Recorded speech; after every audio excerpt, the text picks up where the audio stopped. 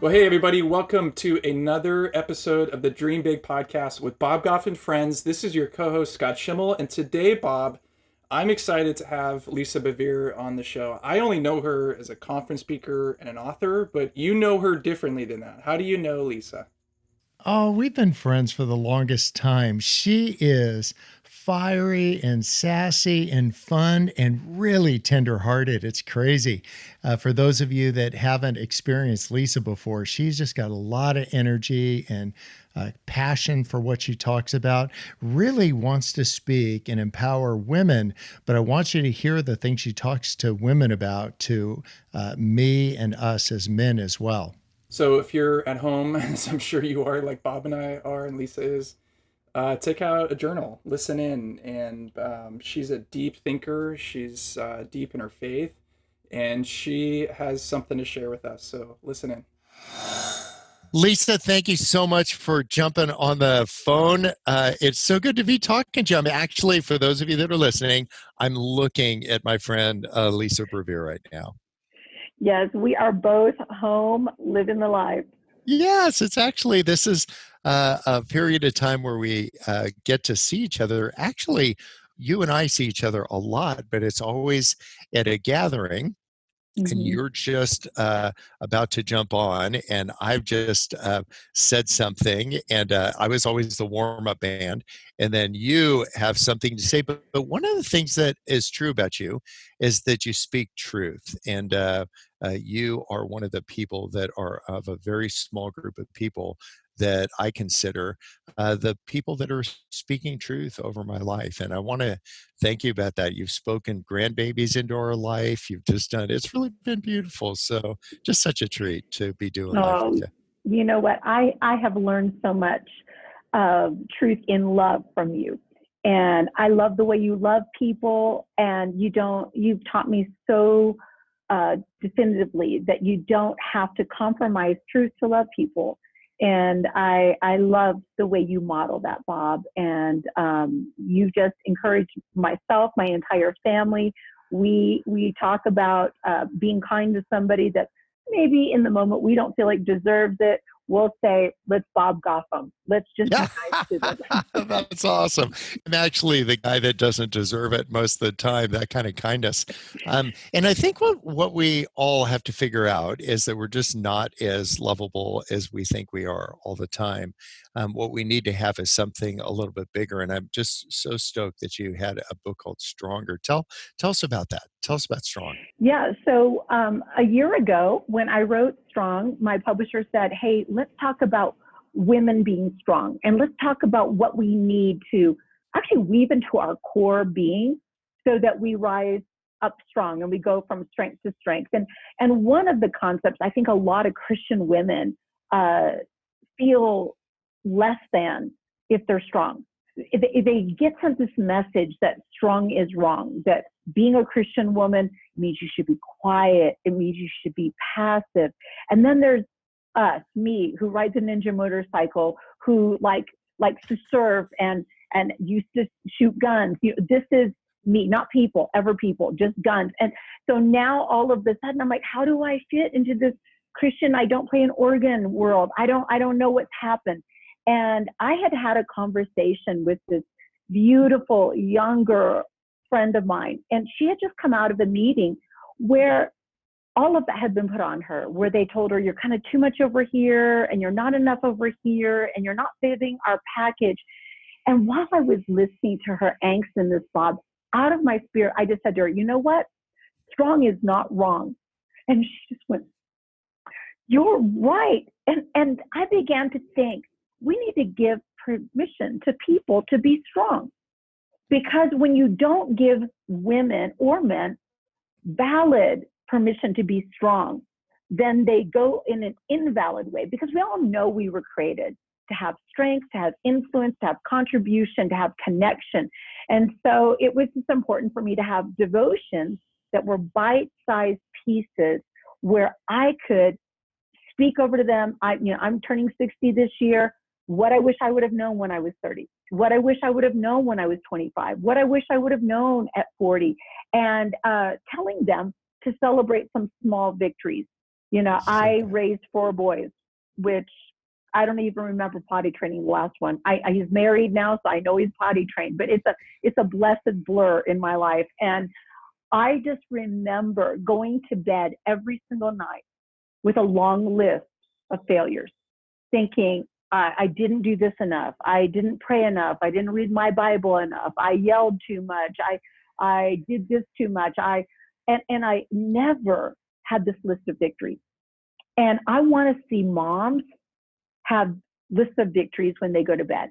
I want women to start their day with just a little something. If it's just strong is not wrong. I want something that they can put in their heart and it can carry them through the day. So we do scripture, practical application, use the embarrassing examples from me. Then we go with prayer and a declaration. I'm so glad you've done this, and I'm so glad that you're going to be speaking so much truth to so many women. But I'm telling you, the guys, on behalf of the other half of Earth, there's something really important that we need to know: that kindness isn't weak.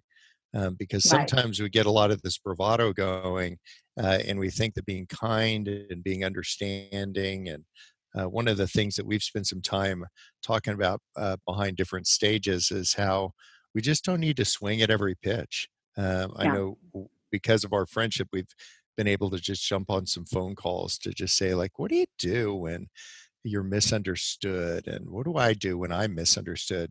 And one of the things that I've reconciled myself to is this idea that following Jesus is going to be a life of being constantly misunderstood. I mean, they killed him.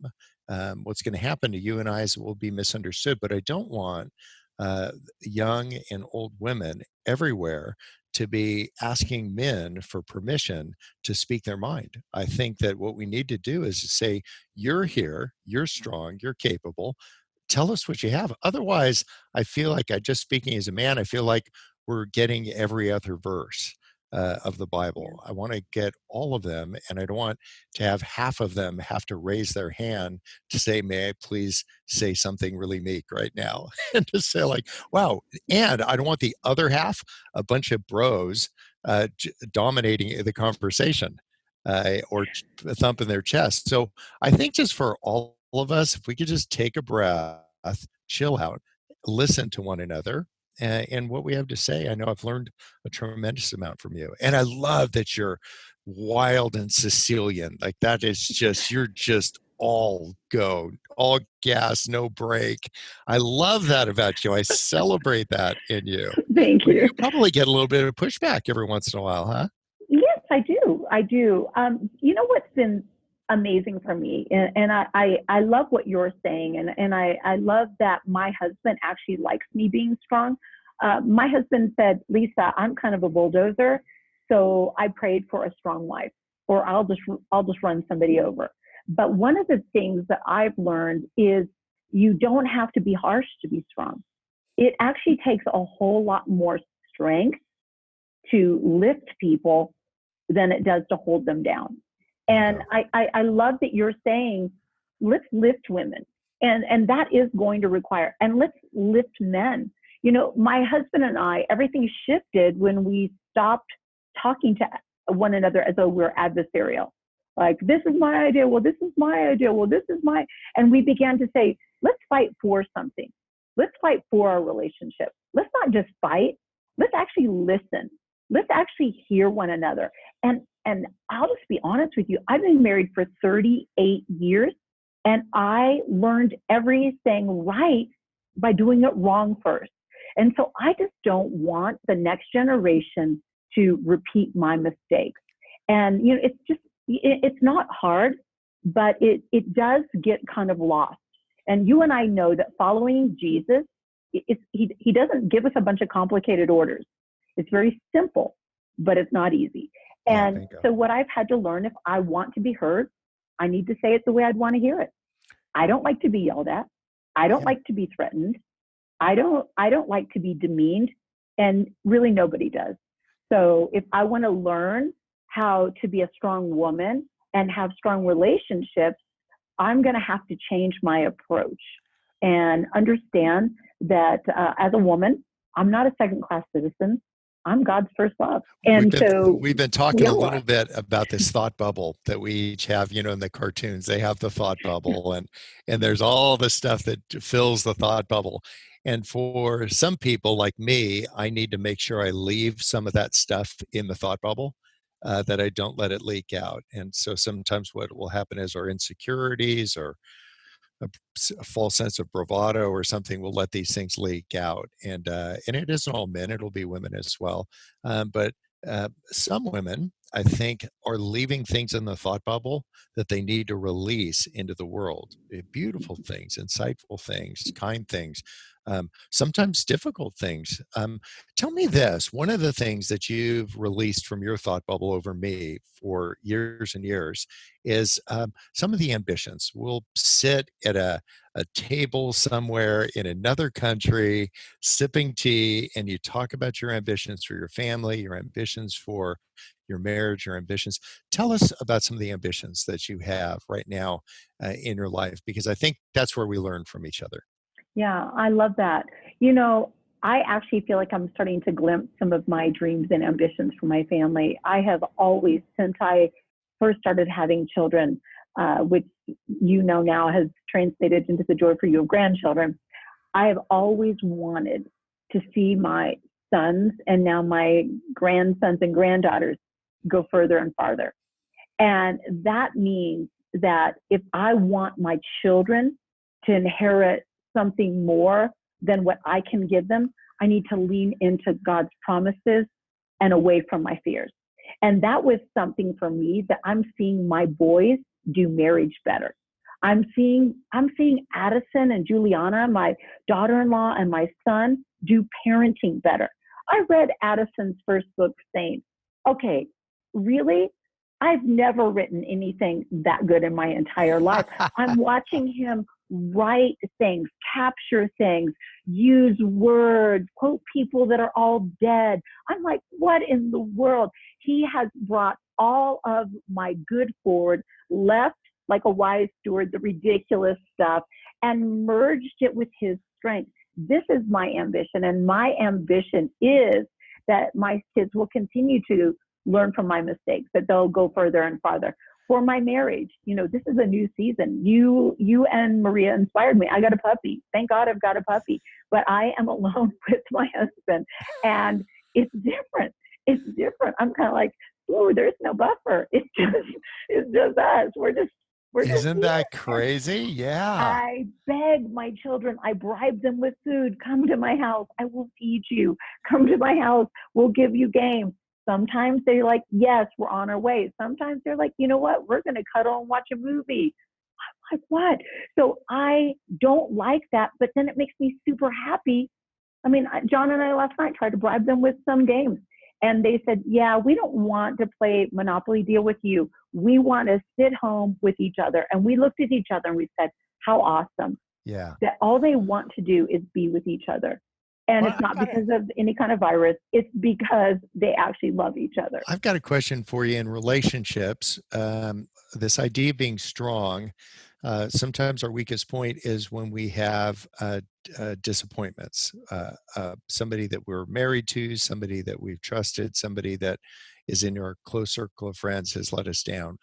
Even a stranger with a sharp word that can like find its way to you or me. One of the things that we need to take a look at is how we deal with that, either criticism or disappointments. And when my feelings get hurt, I'm a super bubbly guy, but I totally turtle. I go arms, legs, tail, head inside the shell, and I am just under the ice cap. How do you deal with disappointments or having your feelings hurt? Yeah. Well, I'm going to tell you, I used to do your turtle approach, and one of my sons really helped me because I often thought, well, maybe they just didn't understand what I was saying. So I'll try to explain it again, and then they'd attack you again. I'm like, okay, maybe if I say it from this angle, and then they attack you again. And my son came down and he said, Mom, some people just don't want to understand, and you are taking this personally. And this has absolutely nothing to do with you. And so he said, stop stop. I'm going to take your phone, because it was a social media interaction. I'm going to take your phone if you don't stop. And I said, okay. And the next morning I got up and I heard, Lisa, let your critics refine you, not define you. And I was allowing random strangers to wound me with careless words when I can't let them do that. And you shared, look at their page, find out something that you can learn from them. Yeah, And bingo. say, goodbye, my friend. Goodbye, my friend. Some people, I don't feel like I need to say goodbye, but I will say, I feel like I've had a better understanding of where people are coming from, so it does not hit me the way it's hit me in the past. I do remember you one time I had a devastating faux pas, and you just texted me out of the blue, and I just want to remind you of who you are in case the enemy is trying to tell you somebody else. And that, I think, encouraging myself in the one who created me. He alone is the one who can define me. He is the one who knows not only who I've been, but who I am becoming. And so I welcome constructive criticism. I actually really love my friends that will give that to me in a way because they understand I want to grow. But there's some people, they just want to diminish and destroy. And that's not strong. That's a frenemy.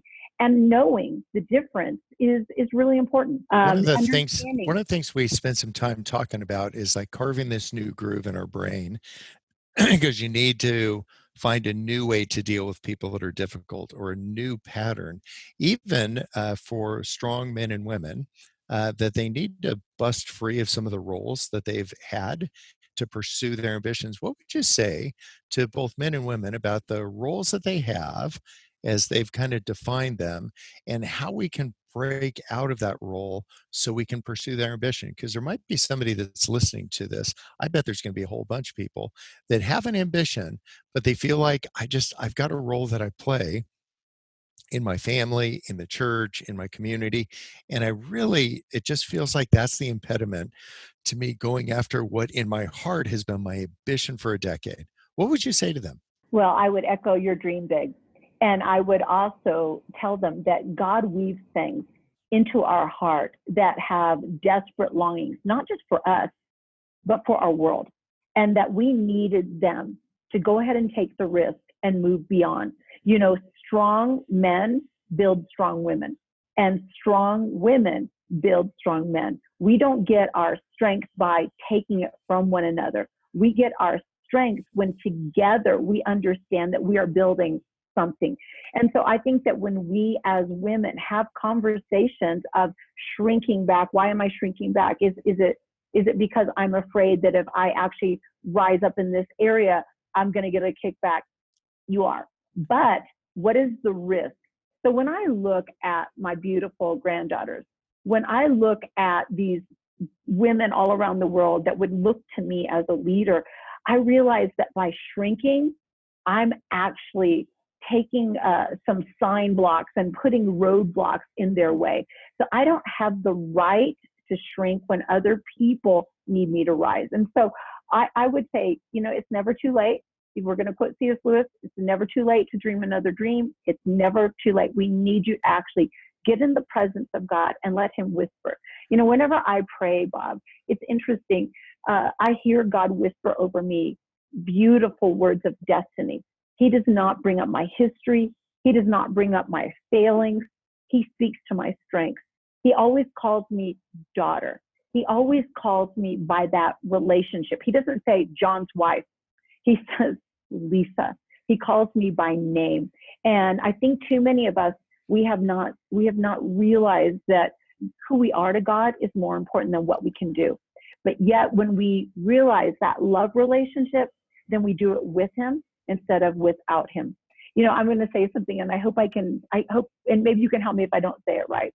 But when I first became a Christian, you and I are the same age. When I first became a Christian back in the early 80s, it was popular to pray, God, use me to do this, use me to do this, use me to do this. So I'm like, okay, that's what they're doing. That needs to be part of my prayer. And so I was a young mother with one kid, and I was home. And I was like, God, use me, God, use me. And I swear, I heard God say, Lisa, have you ever been used by a friend? And I said, yes. And he said, did you like it? And I said, no. And he said, were you ever used by a boyfriend? I'm like, you're not supposed to remember that. And he said, but you didn't like it, did you? And I said, no. And he said, Lisa, I don't use people. I anoint them. I heal them. I save them. I transform them. But I am not interested in what I can get out of you and then throw you away. He said, I want you to understand you and I together. That is the important thing. And everything that you do with me needs to come out of that. See, God will use situations in our life. He's used lessons I've learned, but people are not disposable to God, but they are to Satan. And even people are disposable, sadly, to our culture. But God doesn't want to use you up and toss you aside. He wants to know you, and he wants you to know his love, and he wants you to understand that that relationship is our strength. David said in Psalm 18:1, I love you, Lord. You are my strength. There you go. One of the things, if you're listening, find a wide spot in the road and pull over if there's something that Lisa has said that pings you. There's an ambition that you've had. There's a thought that came to mind as you're hearing the conversation. I'd like you to write it down. You can write it on the dashboard of your car. You can write it on the dashboard of your friend's car. But I just don't want you to say, that was really neat hearing what Lisa had to say, but instead to say, what am I going to do about this? There's a great verse in James. It's like not just being hearers and getting to see, but actually doing this stuff. So think about next steps for you as you're listening to this and to say, where do we go from here? And then get past some of the setbacks. You probably know, Lisa, we bought this Young Life camp that came up for sale. Which is crazy. Maybe like Miles Adcox and I did it, and another friend, Jamie Kern. And it's 150 acres out here, and it's a place where people gather, and now it's illegal to gather. What a bad idea. But one of the things that's so cool about this is I was reading, I'm such a fan of Walt Disney, and I spent so much time at Disneyland. Do you know how big Disneyland is? 150 acres. And I'm like, all I need is a Matterhorn because we got no lines. So one of the things I want people to think about is what do you already have? Even if it felt like it was a mistake at the moment, I'm telling you, everything, if you read some of Walt's memoirs, a lot of the things that he sought were a mistake actually ended up to be the way. He got Disneyland's 150 acres because he got turned down for getting 7 acres in Burbank. Now that is a different vibe. It's Burbank's nice, but it ain't Disneyland. And so that was where Disneyland was supposed to happen. And because he got an inexplicable no, he bought an orange field.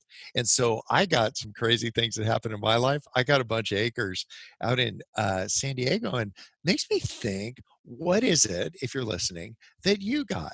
You got a relationship. You've got a wayward child. You've got a friend that let you down. You've got a marriage that's being really difficult right now. You're a person that's in a role and you've got an ambition, but you can't get it out. And I'm just doing the Jedi move over you. I just want you to get back to building that rocket ship that's supposed to be your life. What it's going to take is a little guts.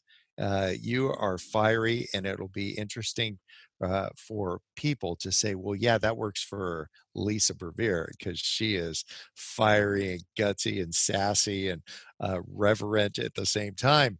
But what about me? And I'm telling you, Lisa, what would you say to them? Oh, please, we need you to do it. One of the things I loved with this whole dynamic of the heroes of faith, which, you know, we come from some messed up people. I mean, like Sarah and Abraham. No. Take my handmaiden. Oh, I'm going to beat my handmaiden. I mean, there's some craziness. And yet God said, I'm going to do something amazing in them because they're going to give me permission to make something out of nothing. Abraham, it said it started with him when he gave God permission to make someone out of no one.